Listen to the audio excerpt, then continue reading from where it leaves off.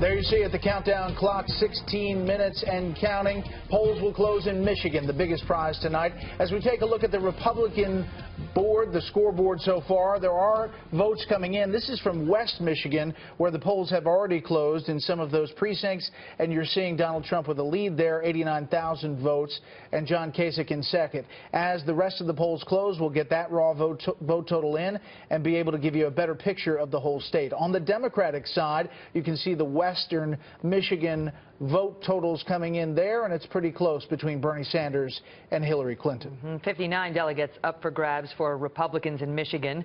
The delegate battle between the Republicans has been tightening, and here's where it stands as of right now. Trump has 384, Cruz has 300, Rubio has 151, John Kasich 37. And again, remember, the magic number is 1237 to clinch the GOP nomination. Joining me now from Washington, syndicated columnist Dr. Charles Krauthammer. Charles, set the stage for us tonight. What do you think is important? Well, look, since this is a night in which on the Republican side the delegates are allocated proportionally, it's not going to have a dramatic effect on the delegate numbers. There'll be a margin. Somebody will end up, probably Trump, gaining a few on the other guys, but not much. It seems to me that the important numbers here is something you mentioned earlier, Brett.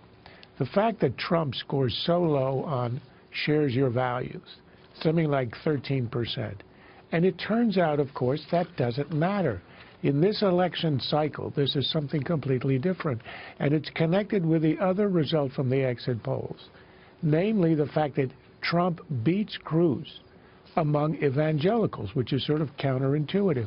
But my theory of this is that evangelicals, having supported Huckabee in the past, or Santorum in the past, others who are like them, they are not satisfied with. When they get Trump, they know he's not a guy who's one of them, but he's a guy they think will defend them against an aggressively secular society, squeezing them on all kinds of issues from same-sex marriage to abortion, etc.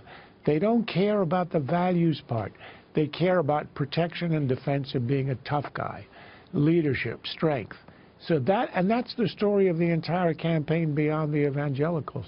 If you look at the issues, for example, immigration, which is supposed to be the big issue for Trump, is only about 9% of Republicans in Michigan made it the #1 issue. That's not what counts.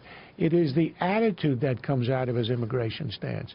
The idea that we're not going to take it anymore, we're going to be tough, we're going to crack down on people who are taking advantage of us. That, I think, is showing in Michigan and Mississippi, and that's what's sustaining Trump right through up until today. We're seeing in the last 3 or 4 contests a little bit of a trend in that late deciders are not going for Donald Trump. His loyalty, his base, are the people who he had support from since the very beginning. And you're seeing that play out in about the last 3 or 4 states.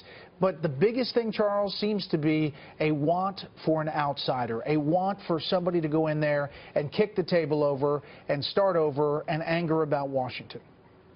Well, I do think that's the theme and the motif.